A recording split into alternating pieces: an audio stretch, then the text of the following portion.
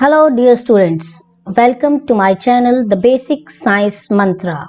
Today our topic is Periodic Classification of Elements Part 2.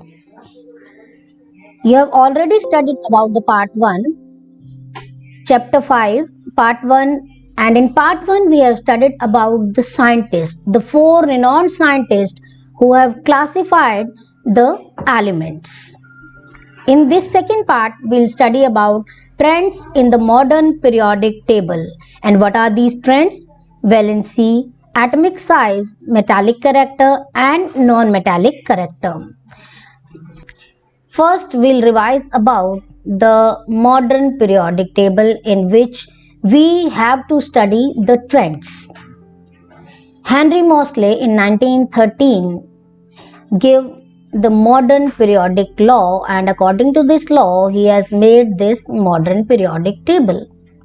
His law was properties of elements are a periodic function of their atomic number. Henry Moseley has taken atomic number as one of the bases to classify the elements. Dear students, atomic number एक ऐसी property है elements की जो कि बहुत ही precisely सभी properties को प्रिडिक्ट करती है. Atomic number gives the number of protons in the nucleus of an atom and this number increases by 1 going from one element to the next. एक होल नंबर में इंक्रीज होता है atomic number, और किसी भी elements की properties को हम बहुत इजीली, बहुत प्रिसाइजली प्रिडिक्ट कर लेते हैं जब हम उनको अरेंज करते हैं according to their increasing atomic number. In modern periodic table, there were 18 vertical columns. We have already studied in the first video. These are the vertical columns 1, 2, 3, 4, 5, 6, 7, 8 up to 18. And these are known as groups. And 7 horizontal rows. 1, 2, 3, 4, 5, 6, 7. In the sixth horizontal row, that is known as period, all these known as periods. There are 7 periods. In the 6th period, you can see after barium, it is 57 to 71. And this is the lanthanide series. And in the 7th period, 89 to 103 is mentioned. This is the actinide series. These two series are the radioactive elements, and these were added later on. That's why not mentioned in the modern periodic table. First period has only 2 elements. Second and third period has 8 elements, and fourth and fifth period has 18 elements, and after that it has 32 elements. You can see it now.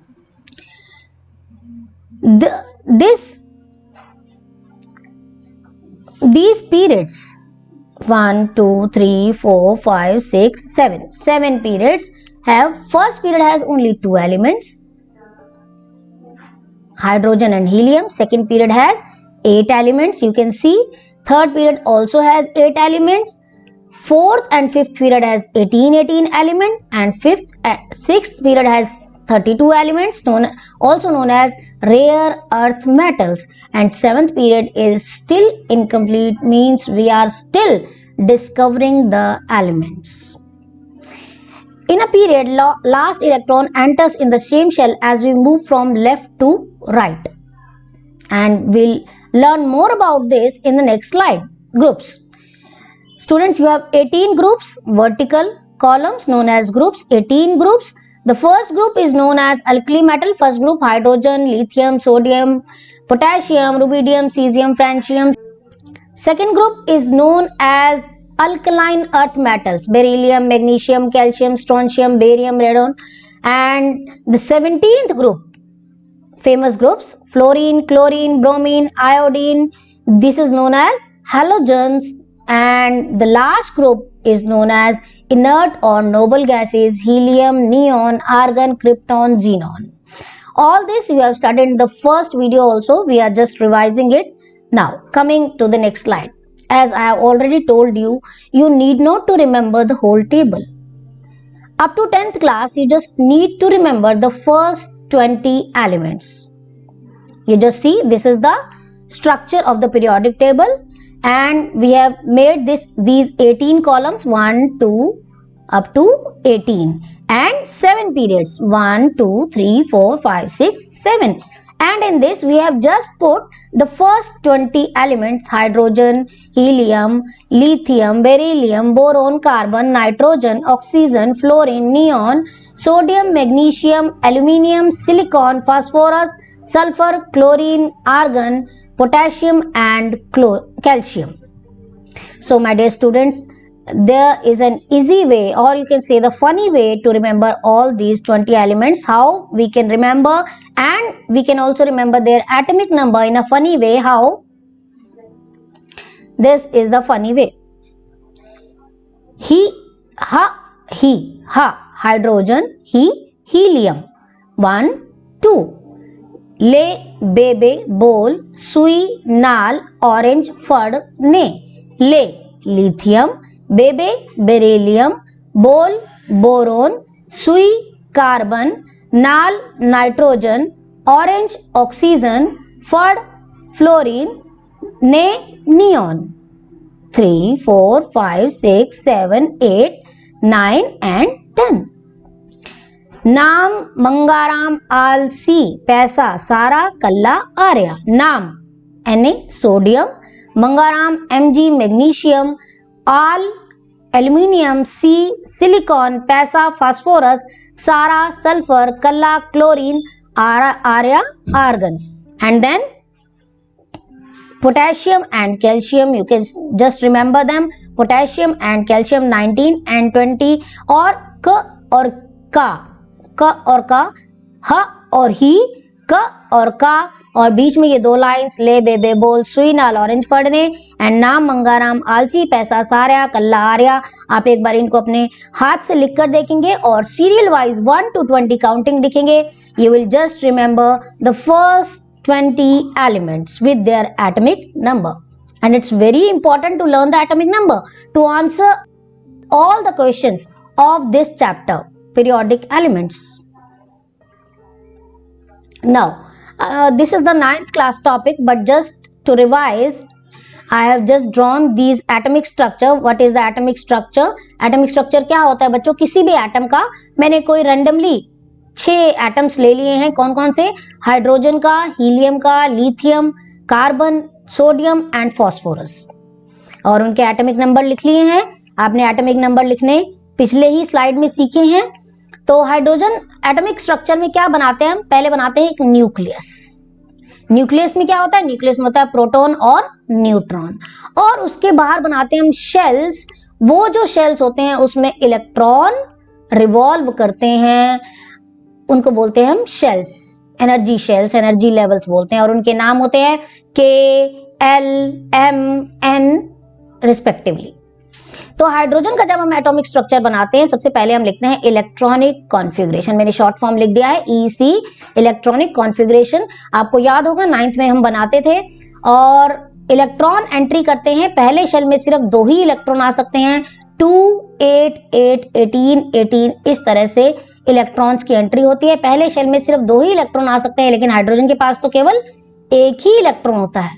जितना atomic number होता है उतने ही उस atom में proton होते हैं और उतने ही उस एटम में इलेक्ट्रॉन होते हैं. तो हाइड्रोजन का एटॉमिक स्ट्रक्चर हम बनाएंगे. ये हमने न्यूक्लियस बनाया, प्रोटॉन 1, इलेक्ट्रॉन भी 1. नेक्स्ट शेल में हमने इलेक्ट्रॉन बना दिया. हाइड्रोजन एक ऐसा एलिमेंट है जिसके पास कोई न्यूट्रॉन नहीं होता, और न्यूट्रॉन हम कैसे निकालते हैं? Atomic mass minus atomic number.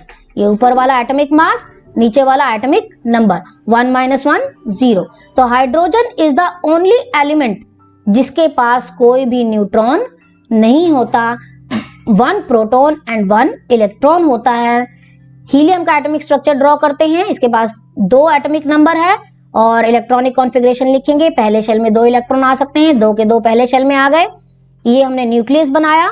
Nucleus में 2 प्रोटॉन्स और 2 न्यूट्रॉन्स. न्यूट्रॉन्स कैसे निकाले हमने? एटॉमिक मास में से एटॉमिक नंबर माइनस कर दिया. 4 - 2 2. और पहला शेल बनाया. पहले शेल में कितने इलेक्ट्रॉन है? टोटल 2 इलेक्ट्रॉन है. 2 के 2 पहले ही शेल में आ जाते हैं. पहले शेल का नाम होता है K. दूसरे शेल का नाम होता है L। अब हम लिथियम पे आते हैं। लिथियम का एटॉमिक नंबर है 3 और एटॉमिक मास है 7। इलेक्ट्रॉनिक कॉन्फ़िगरेशन इस 3 की लिखते हैं। आपको पता है 2 8 8 18 18 अभी मैंने बताया इलेक्ट्रॉनिक कॉन्फ़िगरेशन लिखेंगे 2 और बाकी कितना बच गया 1 इलेक्ट्रॉन बच गया 2 और 1। तो पहले न्यूक्लियस बनाएंगे। 3 प्रोटॉन न्यूट्रॉन कैसे फाइंड आउट करते हैं? एटॉमिक मास में से एटॉमिक नंबर को माइनस कर देते हैं। 7 - 3 4। पहले शेल में 2 इलेक्ट्रॉन्स, K में 2 इलेक्ट्रॉन्स ड्रॉ करेंगे और L में सिर्फ 1 इलेक्ट्रॉन ही है तो 1 इलेक्ट्रॉन ड्रॉ होगा।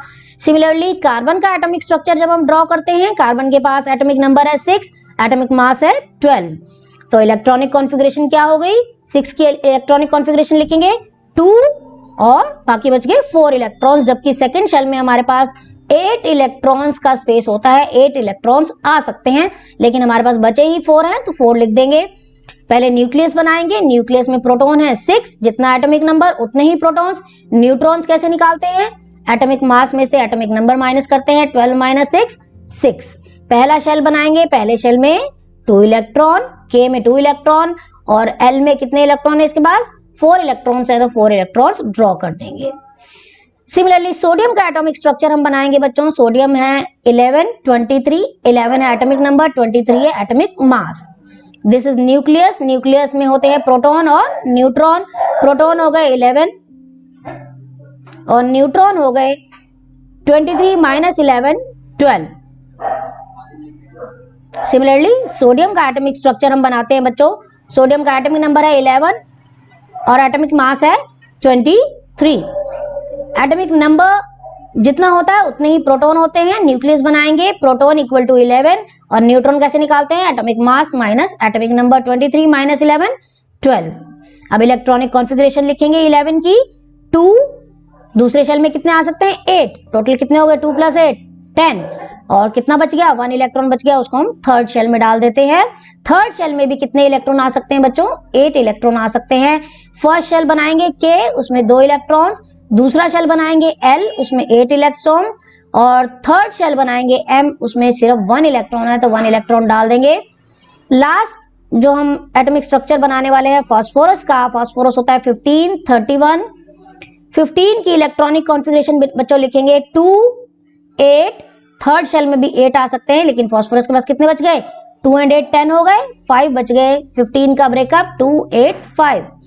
देखिए फर्स्ट शेल में 2 इलेक्ट्रॉन, सेकंड शेल में 8 इलेक्ट्रॉन और थर्ड शेल में 5 electron K, L and M। अब ये एटॉमिक स्ट्रक्चर हमने क्यों बनाने सीखे? Just to know about the valency. Valency क्या होती है बच्चों? वैलेंसी होती है number of electron present in the last valence shell. जो लास्ट शेल है उसके अंदर जो इलेक्ट्रॉन, जितने इलेक्ट्रॉन प्रेजेंट होते हैं वो उस एटम की वैलेंसी होती है। तो हाइड्रोजन के पास तो है ही 1 इलेक्ट्रॉन तो इसकी वैलेंसी हो गई 1। हीलियम के पास सिर्फ 2 इलेक्ट्रॉन है, वैलेंसी हो गई 2। लिथियम के पास 2 1, लास्ट में 1 इलेक्ट्रॉन तो वैलेंसी हो गई 1। कार्बन के पास है 2 4, वैलेंसी हो गई 4। सोडियम के पास 2 8 1, वैलेंसी हो गई 1 और फास्फोरस के पास है 2 8 5। लेकिन 5 वैलेंसी नहीं होती है बच्चों। 5 हम वैलेंसी कैसे निकालते हैं? 8 - 5 तो इसकी वैलेंसी हो गई 3। जो भी 4 से ऊपर नंबर चला जाएगा, अगर नंबर ऑफ इलेक्ट्रॉन ज्यादा होंगे वैलेंस शेल में 4 से ऊपर तो हम उसको 8 में से माइनस कर लेंगे और जो नंबर आएगा वो उस एलिमेंट की वैलेंसी होगी। तो इसकी वैलेंसी होगी 8 - 5 3। अब हम सीखेंगे trends in the modern periodic table. Valency के बारे में सबसे पहले हमने सीखा कि वैलेंसी निकालते कैसे हैं। Valency of any element is equal to the number of electrons और 8 minus the number of electrons present in the valence shell. मतलब लास्ट शेल। वैलेंस शेल क्या होता है? लास्ट शेल में जितने भी इलेक्ट्रॉन प्रेजेंट होते हैं वो, या 8 माइनस नंबर ऑफ इलेक्ट्रॉन, मतलब 4 तक तो हम वैलेंसी मान लेते हैं। अगर 4 से ज्यादा नंबर है तो उसे 8 में से माइनस कर देते हैं, वो हमारी वैलेंसी हो जाती है। वैलेंसी का ट्रेंड क्या है पीरियोडिक टेबल में? जब हम पीरियड में मूव करते हैं, पीरियड में हॉरिजॉन्टली मूव करते हैं, मतलब लेफ्ट टू राइट मूव करते हैं, तो it first increases and then decreases. और जब हम एक ग्रुप में मूव करते हैं, vertically down the group move करते हैं, तो ये नीचे जाते जाते सेम रहती है, remain same.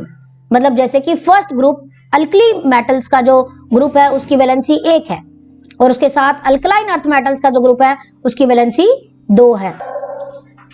First group valency 1 1 1, second group valency 2 2। अब आप देखिए जब 4 के बाद वैलेंसी बढ़ती है, थर्ड ग्रुप में 3 3, फोर्थ ग्रुप में 4 4, और अब हम नाइट्रोजन वाले जब ग्रुप पे आ जाते हैं तो देखिए इलेक्ट्रॉनिक कॉन्फ़िगरेशन है 2 5, लास्ट शेल में इलेक्ट्रॉन्स आ गए 5, तो 5 वैलेंसी नहीं होगी बच्चों, 8 माइनस 5 वैलेंसी होगी 3। सिमिलरली ऑक्सीजन वाले ग्रुप में जब हम आते हैं तो हमारे पास वैलेंस इलेक्ट्रॉन रहते हैं 6, तो वैलेंसी 6 नहीं होगी, वैलेंसी होगी 8 माइनस 6 2। जब हम हेलोजन ग्रुप में आते हैं, 17th ग्रुप में आते हैं, इलेक्ट्रॉनिक कॉन्फ़िगरेशन 2 7, वैलेंसी 7 नहीं होगी बच्चों, वैलेंसी होगी 8 माइनस 7 1। और इसी तरह हेलोजन इनर्ट गैसेस में, नियॉन में 2 8 और 8 माइनस 8 होता है 0, तो वैलेंसी हो गई 0। इनर्ट गैसेस की, नोबल गैसेस की वैलेंसी हो गई 0। तो वैलेंसी क्या है? वैलेंसी है number of electrons present in the last valence shell up to 4, और 4 से ज्यादा जब भी होगा उसको माइनस कर लेंगे 8 में से, और जो नंबर आएगा वो हमारी हो जाएगी वैलेंसी। तो वैलेंसी जो है बच्चों उसका क्या ट्रेंड है? जब हम पीरियड में मूव करते हैं तो it first increases and then decreases. ऐसा आपने देखा भी, it is first increasing and then decreasing. In a group it remains same. देखिए आप देख सकते हैं 1 1 1 2 2 3 3 4 4 3 3 2 2 1 1 0 0. So this was all about the valency. Now coming to the next trend, and that is atomic size. Atomic size. Dear students, atomic size क्या होता है? आपने अभी अभी एटॉमिक स्ट्रक्चर पढ़ा है, ये पेज आपने देखा है अभी अभी, ये देखिए एटॉमिक स्ट्रक्चर।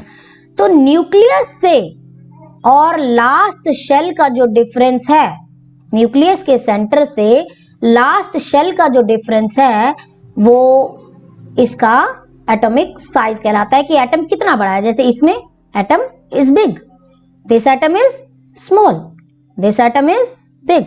न्यूक्लियस के सेंटर से लास्ट शेल का जो डिस्टेंस है वो एटॉमिक साइज कहलाता है।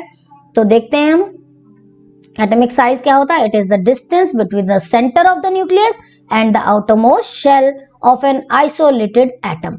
मतलब एक एटम अगर हम अलग कर लें, आइसोलेट कर लें, और उसके न्यूक्लियस के सेंटर से और लास्ट शेल का डिफरेंस निकालें तो वो क्या हो जाता है, उसका एटॉमिक साइज हो जाता है। एटॉमिक साइज जो है बच्चों वो पीरियड में डिक्रीज होता है, मींस जब हम लेफ्ट टू राइट जाते हैं तो वो डिक्रीज होता है, और जब हम टॉप टू बॉटम एक ग्रुप में मूव करते हैं तो वो इंक्रीज होता है। In a period atomic size decreases due to increase in the nuclear charge which tends to pull the electron closer to the nucleus and reduces the size of the atom। अब इस line का क्या मतलब है देखते हैं हम इसको अगली स्लाइड में। ये देखिए, देखिए आप जब हम यहां से यहां मूव करते हैं, देखो हम लेफ्ट टू राइट मूव कर रहे हैं पीरियोडिक टेबल में, 2 शेल 2 शेल 2 शेल 2 शेल, सभी में 2 शेल है। हमने लेफ्ट टू राइट मूव करना शुरू किया, all the atoms contain only 2 shells. Number of electrons जो, नंबर ऑफ शेल्स जो है वो सेम है, लेकिन बढ़ क्या रहा है, बढ़ रहा है न्यूक्लियर चार्ज। न्यूक्लियर चार्ज क्या होता है, न्यूक्लियस के अंदर प्रोटॉन और न्यूट्रॉन प्रेजेंट होते हैं, उनका चार्ज बढ़ता जा रहा है, और इसी वजह से जो साइज है, जो एटॉमिक साइज है वो डिक्रीज होता जा रहा है। और जब हम टॉप टू बॉटम मूव करते हैं, आप देखिए शेल्स ऐड हो रहे हैं, only 1 shell 2 shell 3 shell 4 shells, number of shells are increasing. और जब नंबर ऑफ शेल इंक्रीज होंगे तो क्या होगा, एटॉमिक साइज भी इंक्रीज होगा। तो पिछली वाली स्लाइड पे दोबारा से आते हैं हम। In a period atomic size decreases due to increase in nuclear charge which tends to pull the electron closer to the nucleus and reduces the size of atom। जब हम लेफ्ट टू राइट मूव करते हैं तो nuclear charge increase होता जाता है और इसलिए वो इलेक्ट्रॉन्स को अपने ओर अट्रैक्ट करता है और इसलिए एटम का साइज डिक्रीज कर देता है। और जब हम ग्रुप में मूव करते हैं, मतलब टॉप टू बॉटम मूव करते हैं, तो एटमिक न्यू शेल्स ऐड होते जाते हैं। This is due to the new shells are being added as we go down the group. तो न्यू शेल्स ऐड होंगे तो क्या होगा, एटमिक साइज इंक्रीज होता जाएगा। So this is all about the atomic size. You just remember these small pictures which I have shared on screen, and this will help you remembering all about the valency, atomic size, everything. Now coming to the last property, that is metallic and non-metallic property. Metals are on the left side of the periodic table, non-metals are on the right side of the periodic table. In the middle, boron, silicon, arsenic, germanium, tellurium, polonium, etc. exhibit the properties of both metals and non-metals. These are known as semi-metals, metalloids or borderline elements. Let's see this paragraph. We'll see in the periodic table. Let's see.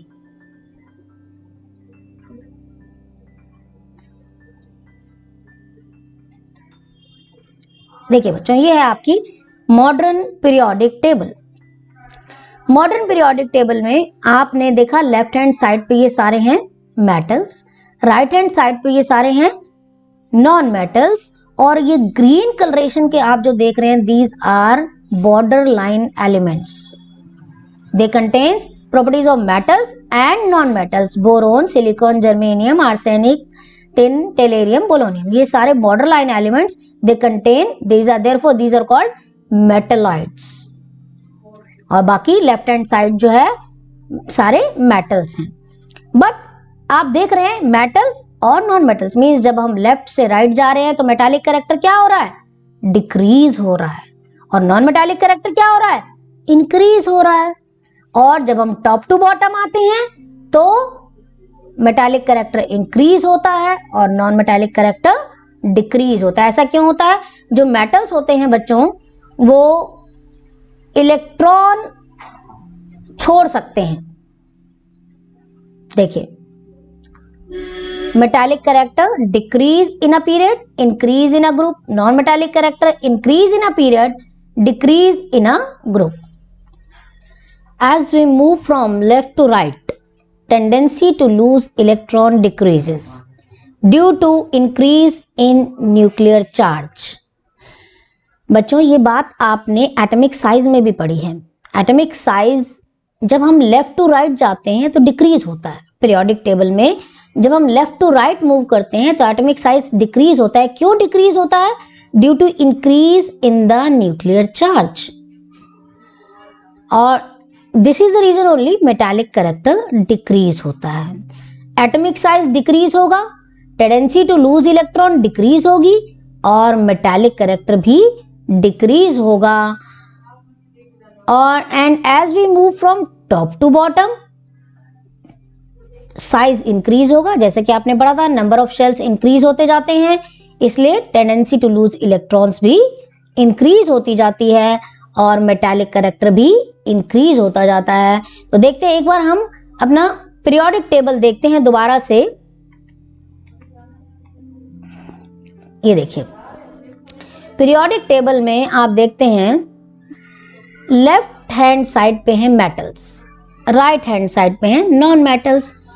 Green colouration की जो line आपको, green colour की line जो आपको दिख रही है, ये है border line elements, boron, silicon, germanium, arsenic. ये आपका 1 मार्क का क्वेश्चन आता है, name the border line elements.